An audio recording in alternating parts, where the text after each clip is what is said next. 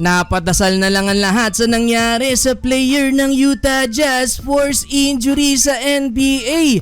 Mamaw si Klay Thompson mga bro na hype kay Luka Doncic. Utah Jazz versus Dallas Mavericks. Galing sa masakit na pagkatalo mga bro ang Dallas sa kamay ng Phoenix Suns kaya susubukan nilang maka-bounce back. Unang buta sa opensa ng Dallas nakuha yan ni Klay Thompson, tres sa may right wing. Ganda ng start ng mob, 7-0 run. Napaga naman ang pasok ni Jordan Clarkson mga bro, ipinasok under 10-minute mark. Dito bagyang nakabalik ang Utah, buhat ang dalawang big man na si Lauri Markkanen at Walker Kessler. Gandang assist ni JC para sa big man, yun nga lang nadalawahan sa ilalim si Cabayan, di nakasabay kay Derek Lively na layapan pa ni PJ Washington. Muling kumuna ng run ng Dallas, second field goal para kay Klay Thompson, lista na ang easy pull-up jumper pero naiskuran siya sa kabila ni Jordan Clarkson, iwan sa driving layup ni Cabayan. Well, di pa ramdam ang opensa ni Luka Doncic pero etong si Kyrie Irving final minute biglang takeover mode si Uncle Drew, hitting back-to-back 3-pointer para tapusin ang opening frame kung saan lamang ng 8 points ang Dallas, 27-19. Second quarter sa wakas, unang field goal para kay Luka Doncic, step back jumper, dumali pa ng alley-oop assist kay Daniel Gafford. Dito na maga sa double figure ang lamang ng Dallas